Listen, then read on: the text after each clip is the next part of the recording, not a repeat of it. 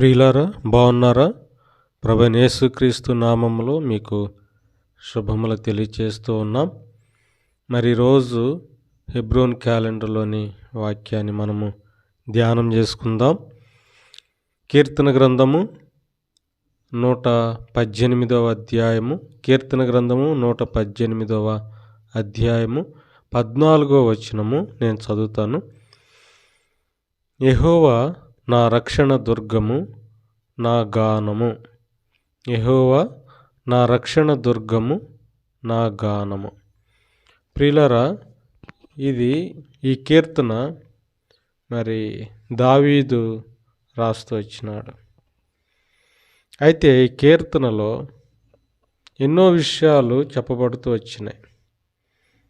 ప్రారంభంలోనే మొదటి వచనంలోనే ఈ వాక్యంలో ఏం చెప్తుందంటే అధ్యాయము, యెహోవా దయాళుడు, ఆయన కృప నిరంతరము నిలుచును, ఆయనకు కృతజ్ఞతాస్తుతులు చెల్లించుడి. ప్రియులారా, మరి దేవునిని స్తుతించాలి, దేవునికి కృతజ్ఞతలు చెల్లించాలి అని తెలియచేస్తున్నాడు.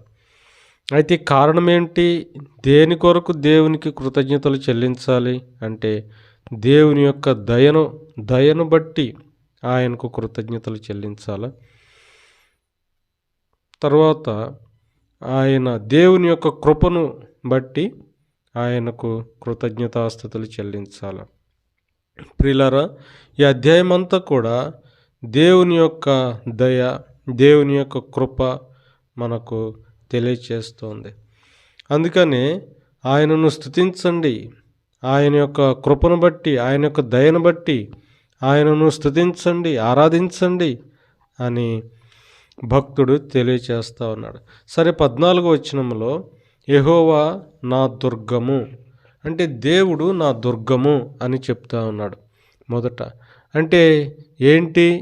దుర్గము అంటే ఏమిటి? పూర్వకాలంలో రాజులు పరిపాలించేటువంటి కాలంలో మరి అంతఃపురాలను ఏర్పాటు చేసుకునేవారు. అంతఃపురంలో రాజులు నివాసము చేయటానికి అంతఃపురాలు నిర్మించుకునేవారు. అయితే దాని మధ్యలో ఒక ఎత్తుగా ఉండేటువంటి ఒక దుర్గాన్ని బాగా బలమైనటువంటి విధానంలో ఒకటి నిర్మించేవారు. అక్కడ నుంచి మరి శత్రువులు ఎవరైనా వస్తున్నారా, ఎవరైనా పోతున్నారా అనేది చాలా జాగ్రత్తగా గమనిస్తూ ఉండేటువంటి వారు. ప్రియులారా, ఈ దుర్గము మరి అంతఃపురం లోపల ఉంటుంది. అయితే ఈ దుర్గము మరి దేనికి సాదృశ్యంగా ఉంది అంటే ఇది భద్రతకు సాదృశ్యంగా ఉంది. కాబట్టి ఇక్కడ భక్తుడు ఏమంటున్నాడంటే యెహోవా నా దుర్గం అంటే నాకు ఆయన ఏమిటో తెలుసా? నాకు భద్రత ఆయనే, నా దేవుడే నాకు భద్రత. ఎందుకంటే శత్రువు యొక్క బారి నుండి నన్ను కాపాడేవాడు, శత్రువు యొక్క బారి నుండి నన్ను తప్పించి నాకు ఏ ప్రాణహాని లేకుండా నన్ను కాపాడే దేవుడు అని. ప్రియులారా, దేవుని యొక్క భద్రత గురించి, దేవుని యొక్క కాపుదల గురించి ఇక్కడ భక్తుడు తెలియచేస్తూ ఉన్నాడు. మన జీవితంలో కూడా మరి శత్రువు మన మీద ఎన్నో విధాలుగా దాడి చేసి మనలను మరి ఆత్మీయంగా మరి మృంగివేయాలని వాడు శత్రువు మన మీద దాడి చేసేవాడుగా ఉంటున్నాడు. మీ విరోధి అయిన అపవాది గర్జించు సింహం వలె ఎవరిని మృంగుదునా అని వాడు తిరుగులాడుచున్నాడని దేవుని వాక్యము సెలవిస్తుంది.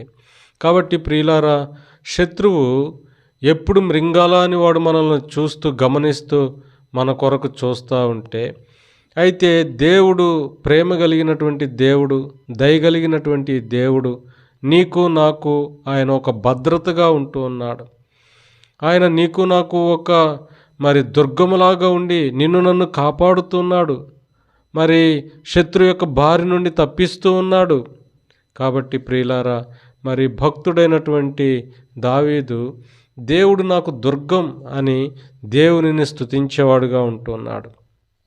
రెండవదిగా ఆయన ఎందుకు దేవునిని స్తుతిస్తున్నాడు, గానము చేస్తూ ఉన్నాడు అంటే దేవుడు నాకు రక్షణ ఆధారము అంటున్నాడు. రెండవదిగా దేవుడు నాకు రక్షణ ఆధారం ఏంటి? దేని నుండి ఆయన రక్షిస్తాడు అంటే ప్రియులారా, మరి పాపము నుండి రక్షించే దేవుడు. కాబట్టి మరి క్రొత్త నిబంధనలో కూడా యేసు అనగా రక్షకుడు అని దేవుని యొక్క వాక్యం సెలవిస్తుంది. కాబట్టి యేసు అంటే రక్షకుడు, అంటే తన ప్రజలను వారి పాపముల నుండి ఆయనే రక్షించును గనుక ఆయనకు యేసు అని పేరు పెట్టుదు అని అక్కడ రాయబడుతూ వచ్చింది.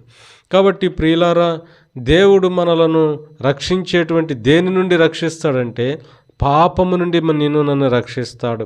ఈ లోకంలో ఎంతోమంది మరి పాపంలో మానవుడు జీవిస్తూ ఉన్నాడు. ఒకప్పుడు మనం కూడా ఇటువంటి పాపంలోనే జీవిస్తూ వచ్చాం.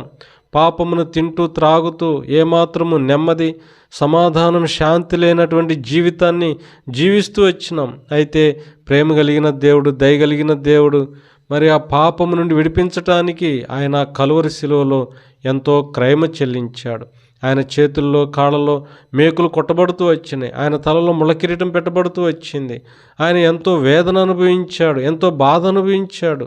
చూసారా ప్రియులారా, మన రక్షణ ఆధారము ఆ యేసుక్రీస్తు ప్రభువే. ఎందుకు ఆయన రక్షణకు ఆధారము అంటే మన పాపముల నుండి మనల్ని విడిపించటానికి ఆ కలువరి శిలువలో ఆయన ఎంతో వేదన అనుభవించాడు, ఎంతో బాధ అనుభవించాడు.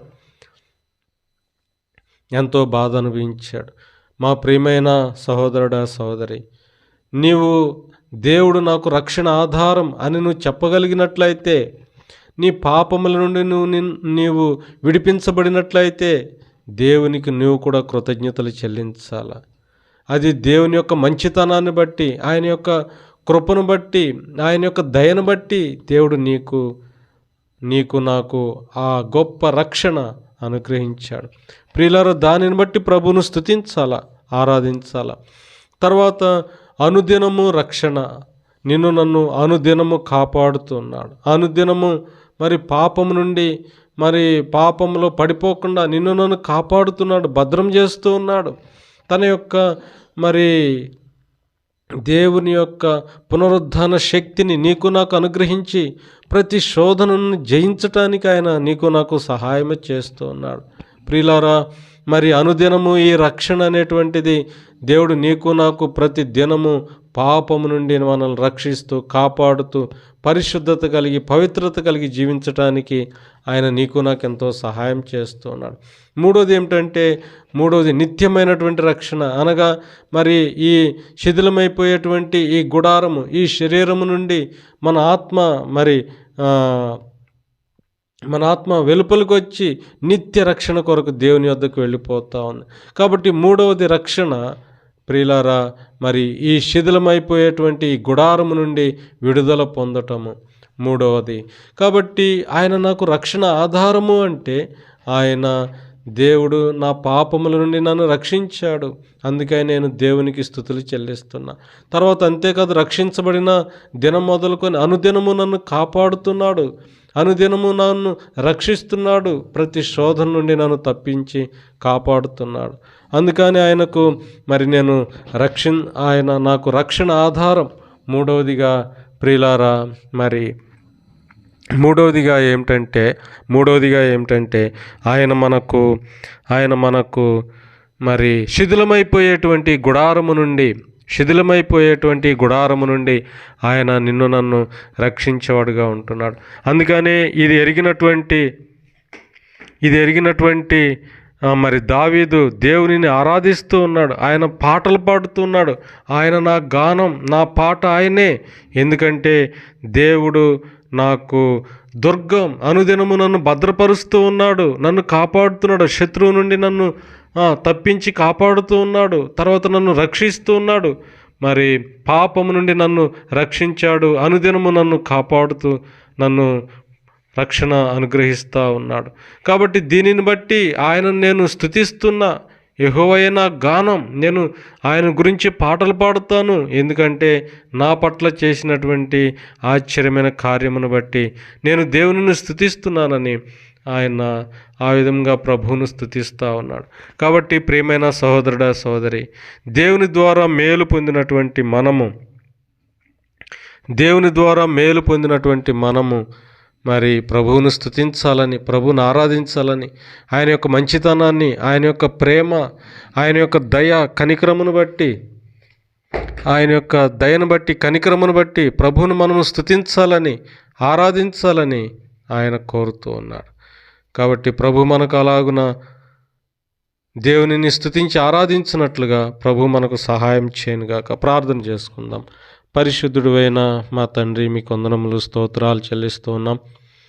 యేసు ప్రభువా, మరి మా పితరుడు ప్రభువా, నాయన యెహోవా నా దుర్గము అని మరి ఎంతగా భద్రపరుస్తూ ఉన్నావు, ఎంతగా కాపాడుతూ ఉన్నావు శత్రువు నుండి ప్రభువా. అంతేకాదు నాకు రక్షణ ఆధారమని చెప్తూ నాయన ఆయన మిమ్మల్ని గురించి పాట పాడుతున్నాడు, ఆయన స్తుతిస్తున్నాడు, ఆరాధిస్తూ ఉన్నాడు.